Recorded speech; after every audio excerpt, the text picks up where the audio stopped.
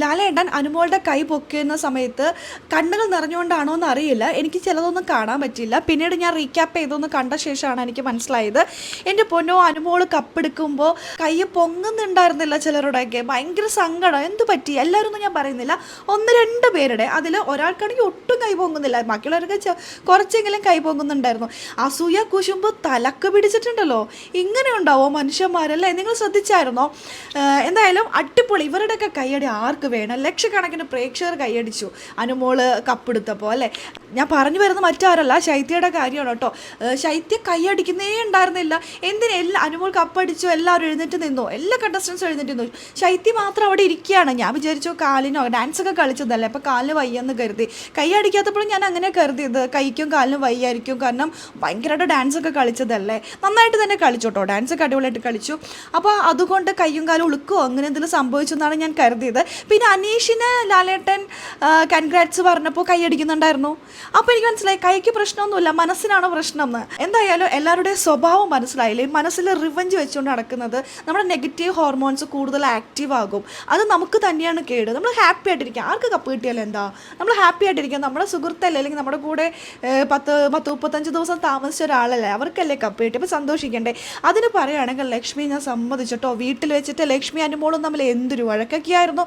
അവസാന സമയമായപ്പോഴാണ് പിന്നെ അവർ സംസാരിച്ചു തുടങ്ങിയത്. റീ എൻട്രിക്ക് ശേഷമാണ് കൂടുതൽ അവർ സംസാരിച്ചു തുടങ്ങിയത്. ആദ്യമൊക്കെ അവർ എന്തൊരു തല്ലുപിടുത്തമായിരുന്നു, അങ്ങോട്ടും ഇങ്ങോട്ടൊക്കെ. അരി കൂടുതലിടുന്നു, അരി കളയുന്നു, വേസ്റ്റ് ആക്കുന്നു, എന്തിനാണ് എന്തൊക്കെയാണ് പറഞ്ഞിട്ട് തമ്പുരാട്ടിന്ന് വിളിച്ചുകൊണ്ടിരുന്നത്, എന്തൊക്കെയായിരുന്നു. എന്നിട്ട് ലക്ഷ്മി പക്ഷേ അടിപൊളി. ലക്ഷ്മിയുടെ അനുമോളുടെ ബോണ്ട് അടിപൊളിയായിട്ടോ, അടിപൊളിയായിരുന്നു. മസ്താനിയെ സമ്മതിച്ചു കൊടുക്കണം. മസ്താനിയൊക്കെ എന്ത് കൈയടിയായിരുന്നു. അവർക്ക് വൈൽഡ് കാർഡ്സ് ആണ്. നിങ്ങൾ ശ്രദ്ധിച്ചായിരുന്നോ? വൈൽഡ് കാർഡ്സ് ആണ് കൂടുതൽ കൈയടിച്ചിരിക്കുന്നത്. ഇപ്പോൾ പ്രവീൺ, ജിഷിൻ, മസ്താനി, ലക്ഷ്മി ഇവരൊക്കെയാണ് അനുമോളുടെ അടുത്തേക്ക് ഓടി വരുന്നത്, ഓടി വന്ന് കെട്ടിപ്പിടിക്കുന്നത്, ഉമ്മ കൊടുക്കുന്നത്. നിവിന് സമ്മതിക്കണം കേട്ടോ. നിവിൻ അങ്ങനെ കുശുമ്പ് അസൂയ ഒന്നുമില്ലാത്തൊരു മനുഷ്യൻ. അനുമോളെ വന്ന് കെട്ടിപ്പിടിക്കുന്നു, കൺഗ്രാറ്റ്സ് പറയുന്നു. ശൈത്യയൊക്കെ ആണെങ്കിൽ ആ പരിസരത്ത് വരില്ല. പിന്നെ എന്തോ ആയിക്കോട്ടെ, ഒന്ന് കൈ കൊടുക്കാനെങ്കിലും വന്നു. തിരക്കിൻ്റെ ഇടയിൽ കൈ കൊടുത്തിട്ട് പോയി. ഷാനവാസ് വന്നിട്ടുണ്ടായിരുന്നു. ആദ്യം അനുമോളുടെ അടുത്താണ് ഷാനവാസ് വന്നത്. പക്ഷേ അനുമോളുടെ അടുത്ത് എല്ലാവരും കൂടി നിൽക്കുന്നത് കണ്ടപ്പോൾ ഷാനവാസ് അനീഷിൻ്റെ അടുത്ത് പോവുക ചെയ്ത്. ഇങ്ങനെ ആയിക്കോട്ടെ. ആദിലെ നൂറയൊക്കെ കൈയടിച്ചു, ഡാൻസ് കളിച്ചു, അനുമോളുടെ കൂടെ നിന്നു. ജിസൈലിനൊക്കെയാണ് അനുമോളെ പിന്നെ എന്തെങ്കിലുമൊക്കെ പറഞ്ഞിട്ടുള്ളത്. ശൈത്യനൊക്കെ ഒന്നും പറഞ്ഞിട്ടില്ല. ശൈത്യക്കൊക്കെ എന്തിൻ്റെ ഇതാണെന്ന് എനിക്ക് മനസ്സിലാവുന്നില്ല. ആ ജിസയിലൊക്കെ കൂടെ വന്നു, മുഖത്തുള്ള ബ്ലഷൊക്കെ ഒന്ന് കറക്റ്റ് ചെയ്ത് കൊടുത്തു. ഭയങ്കര സ്നേഹമായിരുന്നു അവർക്കൊക്കെ. അപ്പാനീനെ ഞാൻ കണ്ടില്ല കേട്ടോ. അപ്പാനി വന്നതൊന്നും ഞാൻ കണ്ടില്ല, അക്ബർ വരുന്നത് കണ്ടില്ല, ആരിനൊന്നും കണ്ടില്ല. എന്തായാലും എല്ലാവരുടെ മനസ്സിലിരിപ്പ് മനസ്സിലായിട്ടുണ്ട്. ഇതേപോലെ തന്നെയായിരുന്നു നമ്മുടെ ദിൽഷയ്ക്ക് കപ്പടിച്ചപ്പോൾ ഇങ്ങനെ അസൂയം കുശുമ്പൊക്കെ ആയിരുന്നു പലർക്കും. അത് ചിലവർക്കൊക്കെ അങ്ങനെ ഉണ്ടാവുമായിരിക്കും, നമുക്കറിയില്ല. പക്ഷെ ആ സീസണിലൊക്കെ കൈക്ക് കുഴപ്പമുണ്ടായിരുന്നില്ല കേട്ടോ. ആർക്കും കൈയടിക്കുമായിരുന്നു. ഇത് കൈയടിക്കാൻ പോലും മനസ്സില്ലാത്ത ഓരോരുത്തരായിരുന്നു ഈ സീസണിലെ കണ്ടസ്റ്റൻസ്. ബിഗ് ബോസ് അടുത്ത സീസണിലെ ഇതുപോലുള്ളവർ എടുക്കല്ലേന്നാണ് എനിക്കൊരു അഭ്യർത്ഥന ഉള്ളത്.